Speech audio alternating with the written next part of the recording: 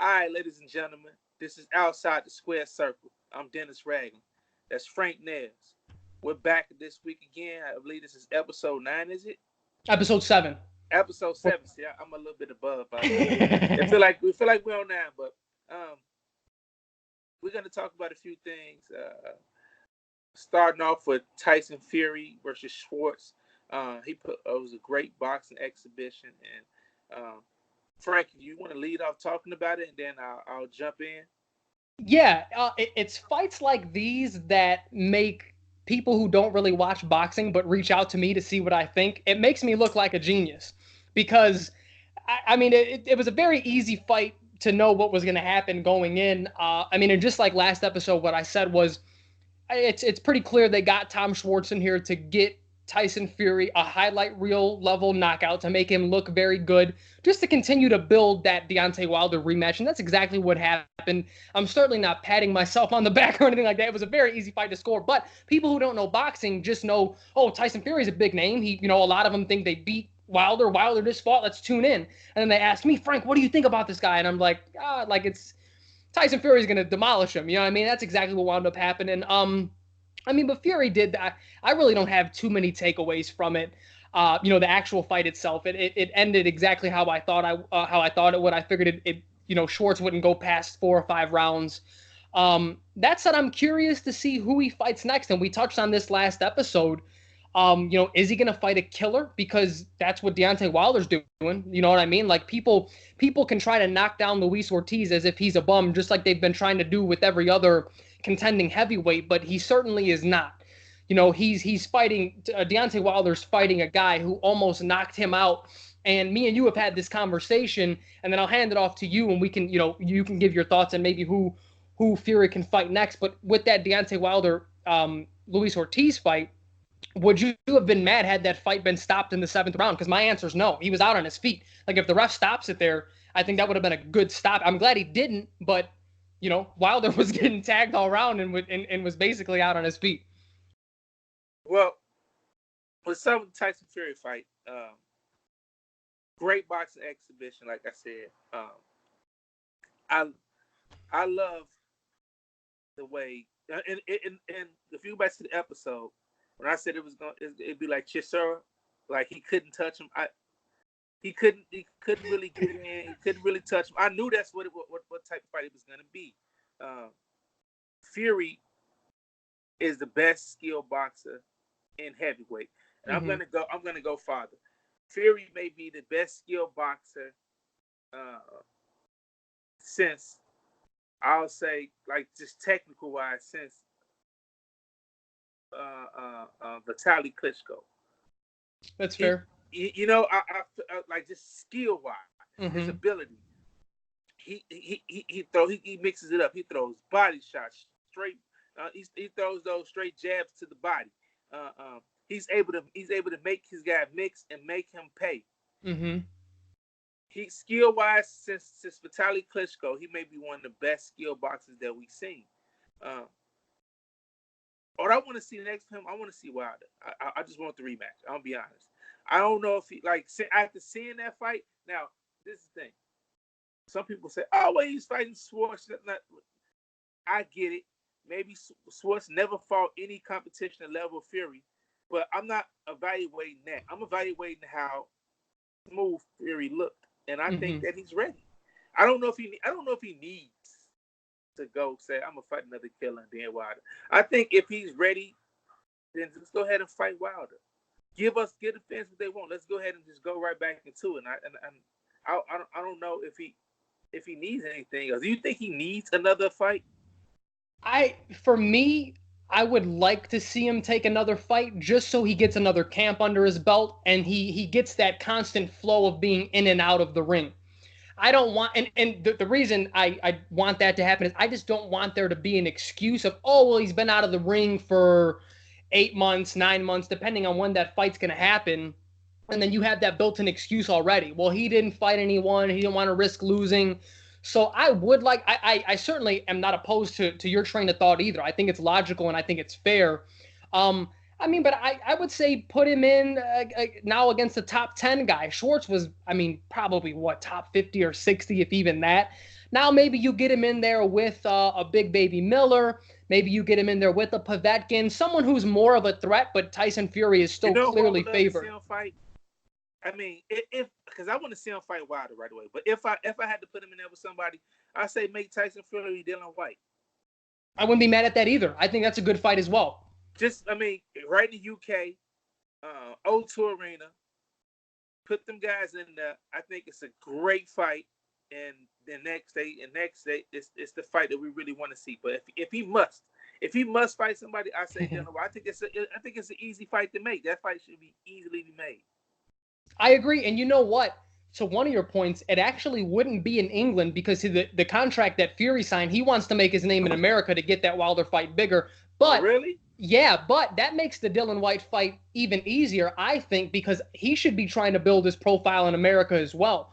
With the heavyweights being so hot right now, and realistically, I think the rematch with Anthony Joshua is closer than it's ever been with Dylan White and Anthony Joshua. So if he gets in there and either makes a good account of himself or somehow shocks the world and beats Fury, I mean, that's a great look for Dylan White. You know what I mean? It is.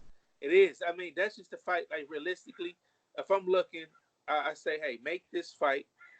We can get to see who is the true guy to get a chance to fight for that title next. Because Dylan White's been trying ever since his loss to AJ.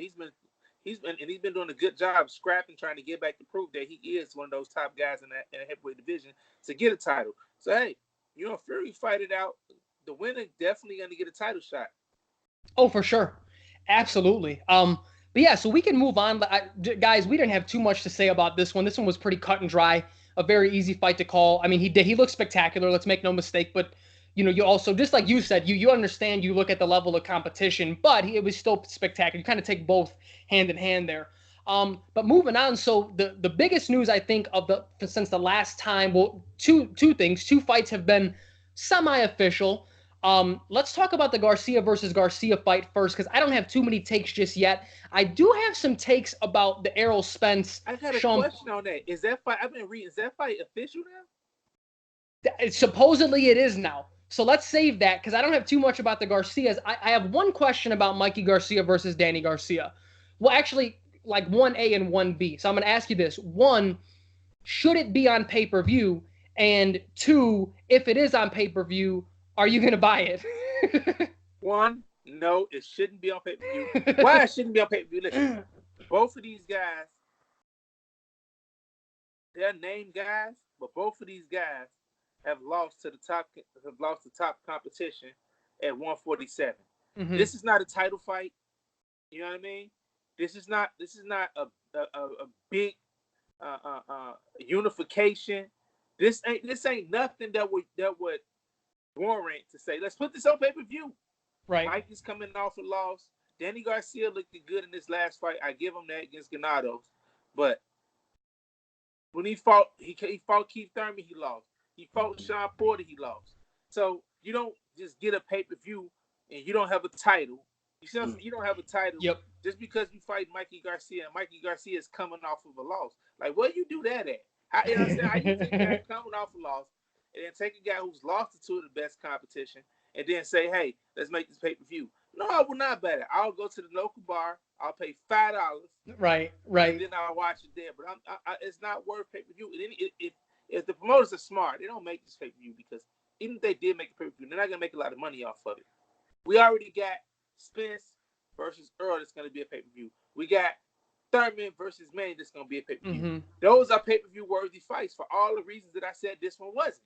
Right. You can't go make this a pay-per-view for no apparent reason. It will be for no apparent reason. I agree. And the one thing, and I haven't looked too deep into it, so you guys can kind of take this with a grain of salt, but I still never understood why they got away with the lower scaled pay-per-views. Because a fight like this, I would shell out $20 to watch this at home. You know what I mean? But like $75 for HD, I mean, that's a lot of money. For granted, I think it's going to be a really good fight, but there's just nothing there. Just like you said, there's no meat and potatoes to this one. I get it. It's Mexico and Puerto Rico, kind of. They're Mexican-American and Puerto Rican-American, but it's like there's just not enough there for me outside of it being a really good fight stylistically. So I'm right there with you. I'm going to see if maybe a movie theater showing it or a local bar or something like that. I don't have too many takes on the fight just yet. As we get closer to it, we'll obviously start to really break that down. But yeah, so let's move on to the other fight that's been, from what I hear, official now for the fall. Errol Spence and Sean Porter, 147-pound fight. I'm just going to flat out ask you, Dennis, because for me, this is a little bit shady for me on Errol Spence's part. Now, I'm not the guy to ever accuse people of PEDs or anything like that, but just follow me logically here. This guy doesn't really fight more than once a year, and it seems like every single time we know a fight's going to happen, it takes a little while. Like, the dates keep moving back. For me, it was supposed to be in August. Now they're saying September or October. Like, now it's a fall fight. So, like, the first place my mind went is like, is this guy cycling off something, or what is another logical reason for someone, to keep pushing tentative dates back for a fight? What do you think? He's fat. See, and that's a good point as well. I mean, he said it himself.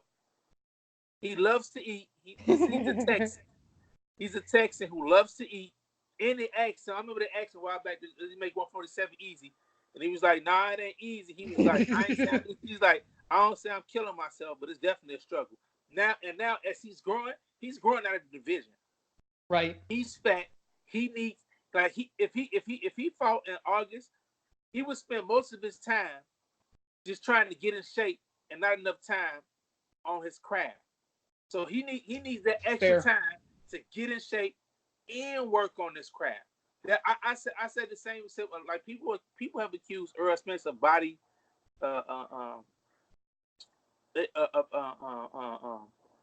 bullying these guys, right? Weight bullying. Yeah. And then at first I was like, nah, you can't say that. If the guy can make the weight, the guy can make the weight. Absolutely. But now it's like, you see, he's trying to go out of his way and make extra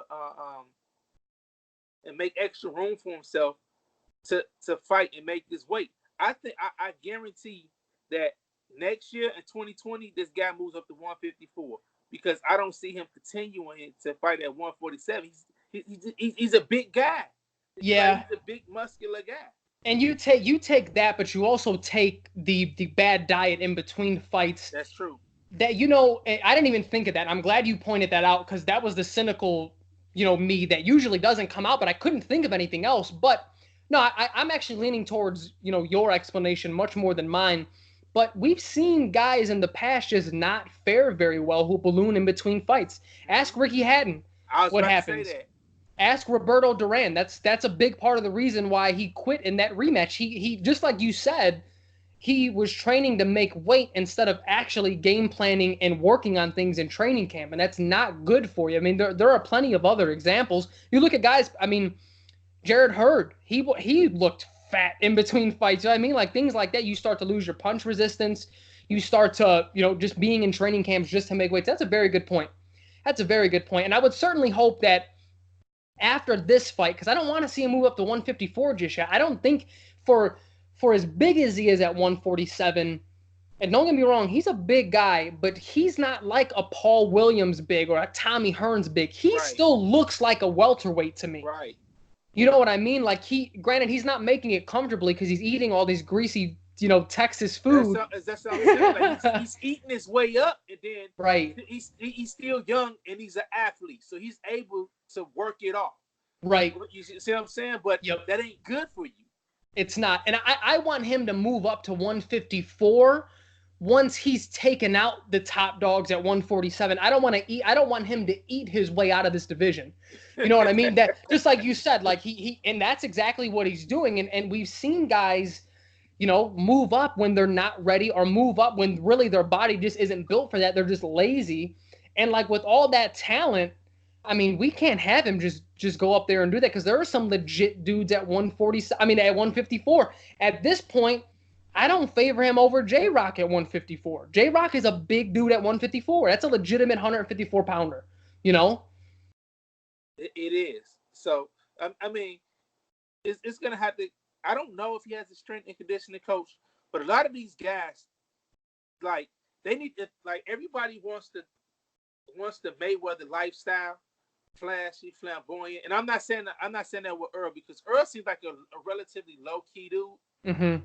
But I'm quite sure he has the aspirations of being the best, highest paid, biggest name in the sport. But if you want that, you're gonna have to take away from him, like with Floyd and Bernard Hopkins. You never caught those guys out of shape. Yep. All year round, they trained. They kept themselves in shape. They kept themselves so close that they was damn near walking around their weight, like fight weight.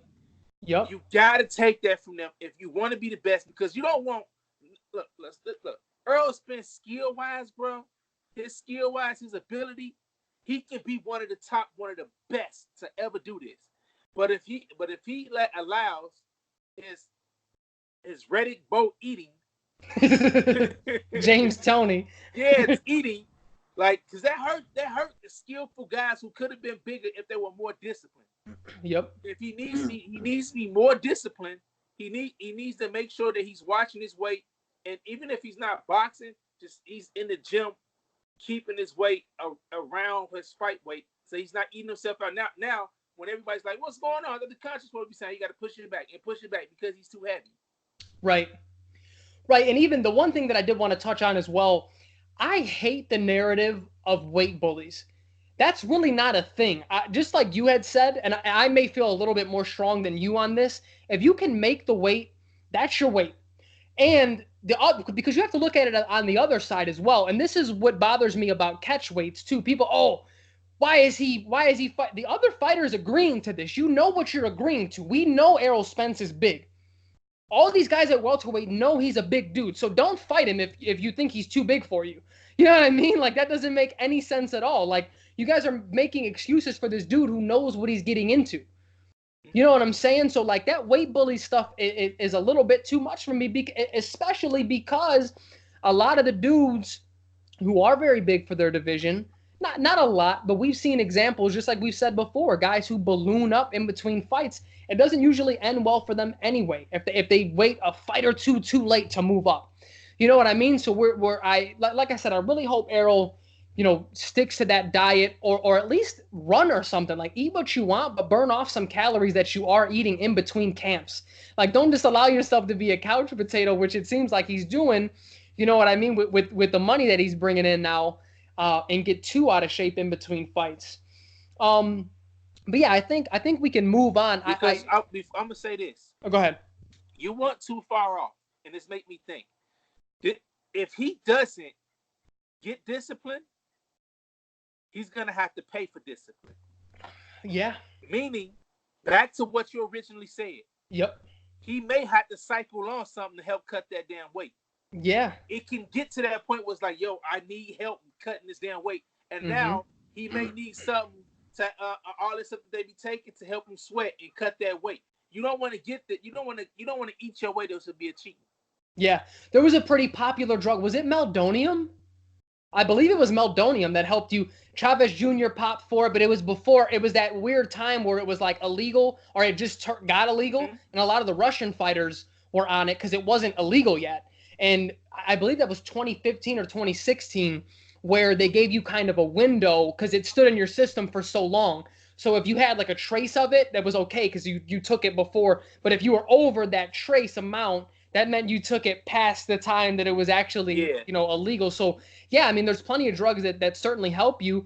And we've seen fighters in the past kind of mask things with Adderall, and then you get into the suspicion that was he really covering it up? And I just don't want that for Errol. I think he's too skilled, and I think he, has the ability to go down certainly as the best welterweight of this era, if not one of the best ones of all time, if he can continue what he's doing. But once you start getting in these conversations, if he starts popping for stuff like that, that's going to ruin your legacy. Like, you have to be forward thinking. You know what I mean? In the days of social media, you can't get away with anything. You know what I'm saying? Like, this isn't the time to do stuff like this. Absolutely. Yeah, we'll move it along to our next topic, which is it the Danny Garcia versus Mikey Garcia? Oh no, do we touch on that? We touched on that. Paulie Garcia versus Artem Lobov. Yep. Let's do Paulie. All right, Paulie. I'll open this up on that because I've been watching this, and a lot of people's sentiments with this bare knuckle match has been, will Paulie hands fade? Right. I seen he was saying, and he made a good point. He's had hand surgeries, but he hasn't had them in like 10 years. Right. So he's figuring right now it's good. It's okay. If I haven't had it in that time, then me having it now is probably not likely unless I just hit this guy on the head or something. Now, here's my theory. I feel this is going to enhance Paulie Malignaggi. It's gonna increase his hand speed. Oh, I agree. His hands is gonna be lighter. He's gonna be a little faster. We're gonna see the Magic Man make a little bit more magic in his bare knuckle. like with Paulie, right? That always was like people say Paulie don't got power and he don't knock guys out, but he will always bruise guys up really bad to where after the fight it will be all knotted up and swelled up. Now, here's the thing: if he can do that with bare knuckles, if he can do that with gloves, with bare knuckles, he's gonna cut this guy up. He's gonna move this guy up. And I expect. I'm not looking down on Paulie in this bare knuckle match. I think he's gonna be faster. He's gonna be sharper. But I'm gonna flip that coin to Artem's side because I heard Paulie say this. He said this is a $400 fighter, and he's looking at it like that. Like this is a guy who fought for $400 before. Yeah, you know what I mean. Like this isn't a guy that's used to getting big. He's not a prize fighter. Paulie knew that when he took this fight, he knew what he was getting into. He knew that this guy isn't the best of the best. So it wouldn't be like he's fighting. He's not fighting. I can't even think of his name. The guy that beat Conor. Oh, Khabib. Khabib. He's not fighting the Khabib here. You know what I mean? Right. He's not fighting the killer here. But that makes him so much more dangerous. This is his biggest payday ever. Right. He's hungry. I heard him speak and he was like, I'm not looking past Paulie, but I know if I can win this fight, the floodgates of more fights open. This guy lost a lot of fights. So he's looking at like okay, if he loses to Paulie, he's just gonna be a guy he's gonna be an MMA guy that lost to a boxer in a bare knuckle match. He's lost a lot of MMA fights. What do you got him? You throw him at the end of the bottom. Right now, he has the opportunity to upcrease his life. He has the opportunity to win one for the MMA side versus boxing side and say MMA is a better fighter. I mean, a better sport. He has all of this going for him. The pressure is more on Paulie because Paulie is a better class fighter to win this than it is on Artem. I'm telling you, Artem is a dangerous fighter in it. If he comes in there and like I already know what he's gonna. I knew what he was gonna do before he even said it. And he gave it up. He was like, "Hey, I'm gonna be all over him." Like that's in boxing, you get the clinch and the ref come save you. That's nobody to come save him for this. Right. He was like, I'm gonna be all over him. I'm gonna hold him. I'm gonna hit him. And I think he's gonna come in there. I knew he was. My thought was he's gonna go in there. He's gonna be all over Paulie like a cheap suit because he's gonna feel like he doesn't respect Paulie's power. Even though, like I told you how Paulie he can't cut you up, but he's not gonna respect Paulie's power. He's gonna come. He's gonna get all over him. He's gonna throw 1,000 different punches, and he's gonna try to wear Paulie down and go out for the win. I knew that was gonna happen. Because of that, this makes this guy a live dog, and I hope Paulie is prepared for a $400,000 fight instead of a $400 fight because this guy has everything to gain. Yeah. No, and I agree with you. I think motivation-wise, obviously, Artem has a lot more to be motivated about. Paulie's coming out of retirement, hasn't fought in a little while. And then the times that he has fought, granted, they were against world-class fighters. They were against boxers. He hasn't looked good. But I'll say this, Paulie has something to be motivated about because the one thing we know about Paulie is that he's a student of the game. He lives, eats, and breathes boxing. He loves it.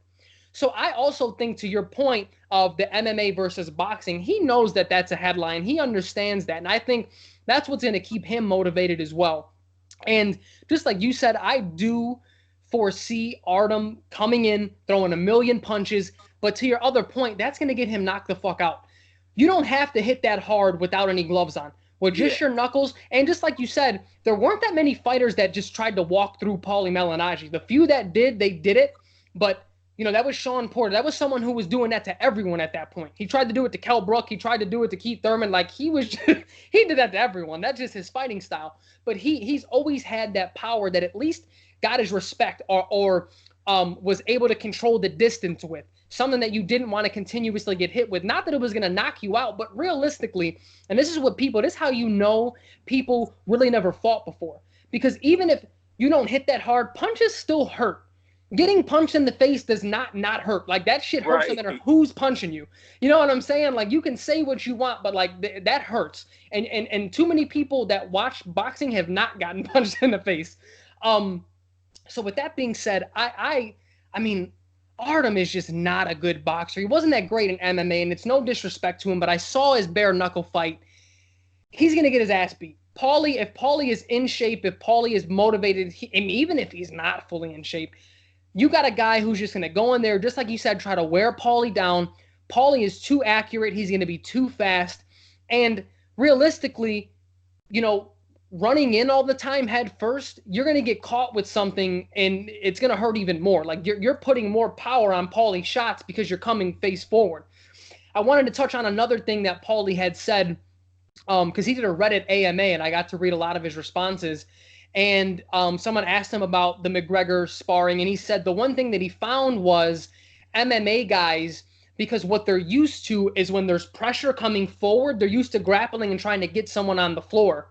And in boxing, you can't do that. You have to punch to stop someone from pressure fighting you. You know what I mean? Like, stop someone from getting you in that phone booth. And MMA guys aren't good at it because it's just not something that they've ever had to do before. It's kind of like when you get a former football player and try to put him in the ring. They could have the physical advantages, or they can have the physicalness for the sport, but for their whole career, they're still thinking in the ring. Nothing still comes supernatural to them. And it's the same thing with an MMA fighter. When the rules change, when you just have to stand up and you can't grapple or tackle somebody, you're thinking in there. So if it's me and you, and you're the boxer and I'm the wrestler, or I'm the MMA guy, and you start pressuring me, realistically, I'm going to panic because I can't do what my mind and what my muscle memory is telling me to do. You know what I mean? So you're thinking a million times a second, but while you're thinking, I'm getting punched in the face. You know what I'm saying? Like, this isn't a sport where you can sit there and think and good things happen. The more you think, the more you're just going to get hit, and that's not good for you. And I think it's going to be a relatively easy fight. I will say this. Well, let me ask you, have you seen any of the build up to this fight? This shit has been entertaining as hell. Yeah, it's been spit, slaps, trash talk. Like, it got me interested. At first, I wasn't really interested. I was like, but that's one thing about Paulie. He know how to make you interested. Yeah. And Artem, the way he talks, like, I'm gonna be all over this motherfucker. You know what I mean? And the way he's saying, like, nobody's gonna come save him. And he's talking about how Paulie only here because he's broke. He's like, you see him, he comes in here with a fucking suit that's too tight. You can tell that he has wore that suit forever. It's probably his grandpa's suit. He comes in with his old jewelry on, trying to prove to show that, hey, I got money, but he wouldn't be in here with me if he didn't need the money. So he's like, Paulie's broke, he's desperate, and his desperation is gonna make him pay in this fight.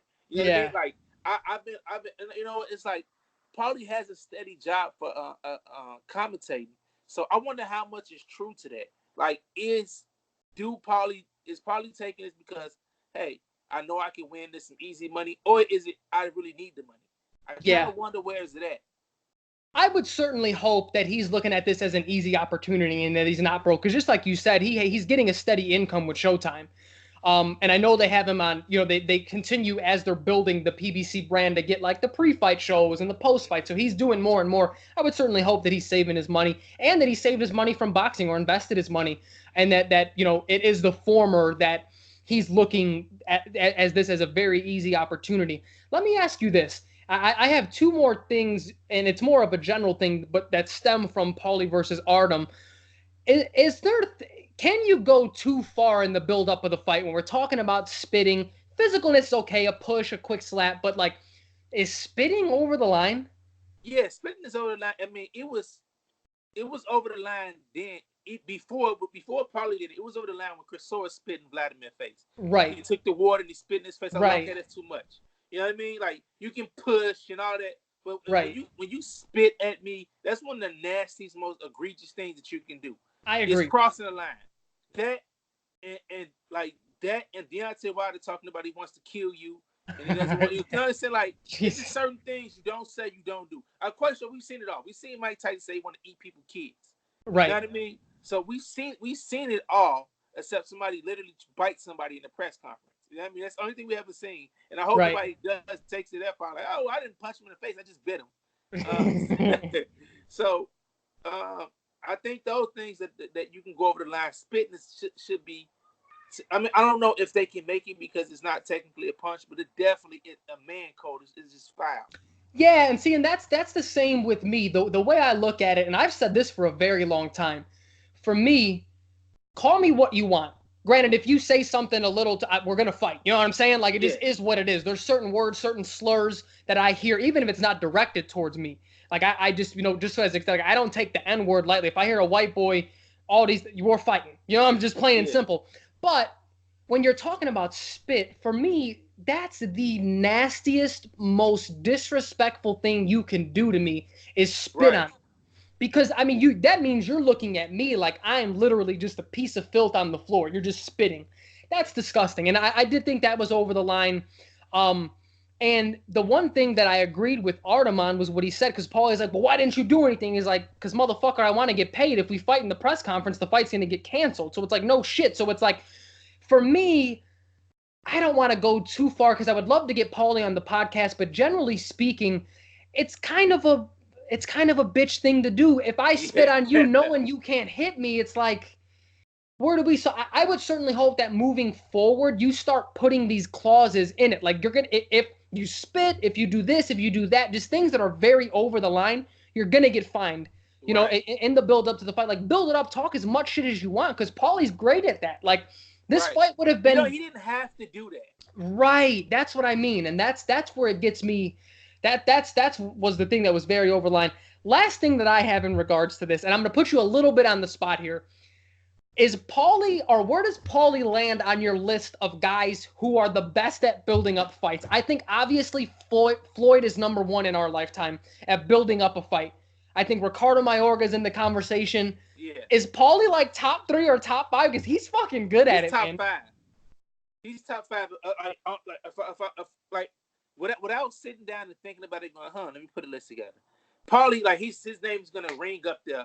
Paulie's top 5 is somebody that makes you want to watch the fight. Like the fight with Broner, like the way he talks about the fighting, he makes you like, I gotta see this guy throw punches. You know what I mean? You're right. If he can fight half as good as he talks, then this is gonna be a hell of a fight. And like his trash talk, like he's able to get personal and break down who you are as a person. Yeah, like that's what he's done with every fight. Like, oh, he's fighting because of this, and this is what he's gonna do. This is how he is, and it makes sense. So to me, it's like, you know what? He's right. He does seem desperate, or he's right. This guy is a loser, and he has a loser mentality. This is like you said about Artem. Like, he has a loser mentality. Like he knows he's gonna lose. When you lose that many times, he's coming hoping to win, but the minute he gets in his head, he's like, oh well, I'm gonna lose. I lost before, no big deal. Like he makes you want to see, like, oh, I'm gonna see if this guy's gonna lose, like Paulie said. Like, so he's definitely top 5. Guys, I want you guys to list your top 5 trash talkers, or just guys who were able to build up a fight. I'm thinking of names off the top of my head. I kind of put myself on the spot as well. Paulie's in there. Floyd's in there. Bernard Hopkins in his prime was in there. When he threw down that Puerto Rican flag against Tito Trinidad, that was fucking nuts. I think he's in there. I think Adrian Broner certainly is in there, even though he's not a boxer. Conor McGregor was great at building up fights. What about Ali? Oh yeah, I mean, Ali he's the GOAT. He was really the first dude to really start doing that. When you look back at history, he's clearly, I mean, he would probably be number 1 on any list. We're probably missing some very obvious names that are on there. What Ricardo Mayorga was saying, because he was so disrespectful. Spanish. I wish I understood what he was saying, man. He would call people, and I know this isn't politically correct, guys, but I'm just quoting him. He would call people faggots and talk about fucking their wives. I mean, he would go far. He would go. When we're talking about crossing the line, there's very little, I think, that you can say, like, verbally before a fight, but he was treading that you know what I mean, that Tyson that line. Too, like, you know what I mean, when Tyson or Rant, Tyson's in the conversation, he would go off, like the shit he would say, like he was in the ring crying and moaning like a girl, like, oh, I know, he I know he was nuts. I They think can't be you're with their talking about friendly now. styles. Tyson Fury can probably be in that conversation as well. Oh yeah. He's very good at building up fights. I mean, we got Deontay Wilder with the headlines and the different snippets that he's been able to make. We got some good dudes. But I will always say this: I think there always needs to be a good balance of your Adrian Broners, of your Mike Tyson, the guys who like to talk, and the Errol Spences, the guys who are like, hey, I'm here to fight. I'm gonna let my hands do the talking. Yeah. If everyone talked too much, it would get boring. But if everyone was like Errol Spence, it would get boring too. But the one thing I do like is that, guys like Errol Spence, well, him specifically, he still listens to the headlines. He's not the type to say, I don't pay attention. No, he pays attention. Like that whole Mikey Garcia buildup, he said, you guys said I couldn't do shit better than him. He was like calling out boxing writers. I like stuff like that too. I think that's cool. I think it's cool. I think it's cool when they keep in contact with what's going on, and because you can't just be too straightforward. Like you don't pay attention, you don't care, you fight and you go back in your hole. Like I wish I really got a chance to see more of Bradley through his career, because I love Timothy Bradley. But Bradley, he would fight and go back in his hole. You know what I mean? You wouldn't hear about him. Like, what the hell is Bradley? He would drop off the face of the earth until it's time for him to fight again. Well, he was one of the guys that blew up a lot as well. Yeah. He would get super fat in between fights. He's another example. He didn't have time to talk. He was eating. Right, exactly. But guys, I mean, pretty slow week. We stretched this out to about 40 minutes, and we got some good talking points out of what we got this coming weekend. We'll be back next week at some point to recap that Paulie fight, to preview the Andrade versus Sulecki fight, which I'm actually very excited about. I think that's an underrated fight. Dazin has to do a little bit better job of marketing these guys, because that's going to be a good fight. That fight there is one of those fights that Andrade, how I've been talking about, he's kind of missing that highlight reel, get me a big fight win. He can do that next week, and I'm excited for it. We got Comey versus Beltran, which should be okay the day before that on Friday, so we can recap that as well. But guys, thanks for watching. Go ahead and like us on Facebook. Very easy. Outside the Squared Circle. We're on Instagram as well, at Outside the Squared Circle. You can watch this on YouTube. You can listen to it on Spotify, SoundCloud, and iTunes. Remember to subscribe to any channel that you're watching that on. Feel free to hit us up. We're going to start getting boxers on here with us as well. We've been doing our outreach. For those who aren't familiar, we've had Sean Porter, we've had Jesse Hart, we've had Steve Upshur a couple of times. I mean, we've gotten Upshur Chambers on the pod. I mean, we get some people. So now that we're back consistent, I think, the outreach is going to start being there. We're hoping to get some pretty big time guys. Hopefully we can get Deontay Wilder out. I'm going to reach out to him here in the coming weeks and kind of get his temperature check as to what's going on at heavyweight. But guys, thanks for watching. Thanks for tuning in, and we'll be back next week.